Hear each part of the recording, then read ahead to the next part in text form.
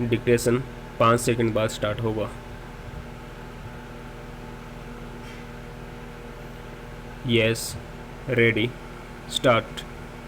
भाइयों, आखिरकार एक लंबे संघर्ष के बाद, जो कि मुख्य रूप से अहिंसात्मक था और जिसका नेतृत्व ऐसे विलक्षण व्यक्ति ने किया जो अहिंसा और सत्य को ईश्वर का पर्याय मानता था, परंतु स्वतंत्रता के किनारे पहुंचने में अंतिम चरण में भारत को खून की नदी में से होकर गुजरना पड़ा, और यह नदी भारतीयों ने ही खोदी थी तथा इसमें भारतीयों का ही खून बह रहा था।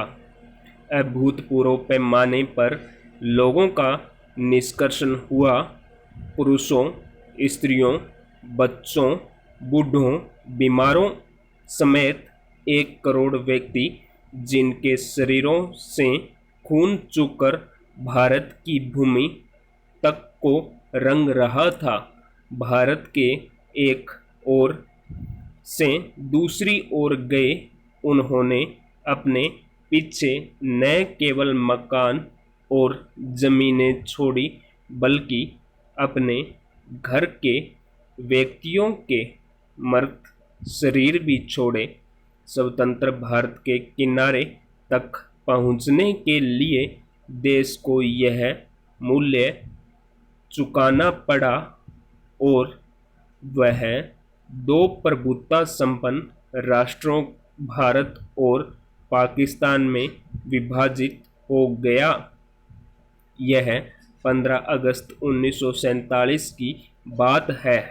कांग्रेस ने, जो वास्तविक रूप से 1885 से भारत की राष्ट्रीय वाणी थी, हमेशा भारत की एक राजनीतिक इकाई के रूप में संकल्पना की थी। कांग्रेस को अंत में भारत का विभाजन स्वीकार करना पड़ा। वैसे तो यह स्वीकृति सहमति से दी गई थी, परंतु वास्तविक रूप से देखा जाए तो यह ब्रिटिश शासकों द्वारा पिछले कई दशकों से उत्पन्न की गई परिस्थितियों के दबाव के कारण था। फूट डालो और राज करो की नीति पहल अलीगढ़ मुस्लिम कॉलेज की स्थापना के साथ शुरू की गई। एक दूसरे के बाद आने वाले 3 ब्रिटिश प्रिंसिपलों ने पृथकता का विचार मुस्लिम नेताओं और छात्रों के मन पर बैठाया। पैरा सर सैयद अहमद को विभाजनमूलक विचारों को फैलाने के लिए उनसे हर प्रकार की मदद मिली। हम यह नहीं कहेंगे कि इसमें बिंदुओं का कोई दोष नहीं था, जो मुसलमानों से सामाजिक स्तर पर अलगाव बनाए रखते थे और आर्थिक दृष्टि से उनका शोषण करते थे।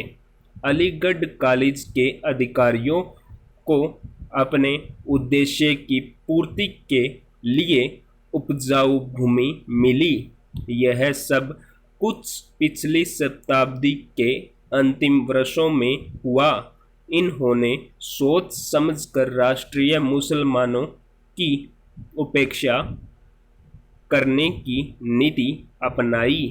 1947 में कांग्रेस के पास विभाजन स्वीकार करने के सिवा कोई विकल्प नहीं था, विशेषकर गंभीर सांप्रदायिक झगड़ों के कारण, जो कि गृह युद्ध का रूप धारण कर रहे थे।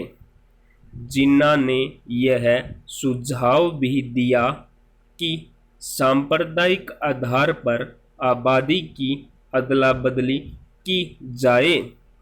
शायद वह बेहतर समाधान होता, क्योंकि इससे शायद वे क्रूर कृत्य न होते जो बहुत लंबे काल तक पड़ोस में रहने वालों के साथ उनके पड़ोसियों ने किए विभाजन को स्वीकार करते हुए कांग्रेस ने 15 जून 1947 को दिल्ली में एक प्रस्ताव पास किया, जिसमें अंतिम बार भारत की मूलभूत एकता का आग्रह किया गया था। इसमें कहा गया था, पिछली 2 पीढ़ियों के श्रम और बलिदान की नहीं, बल्कि भारत का विस्तृत इतिहास और परंपरा भी इस मूलभूत एकता की साक्षी है। स्टॉप।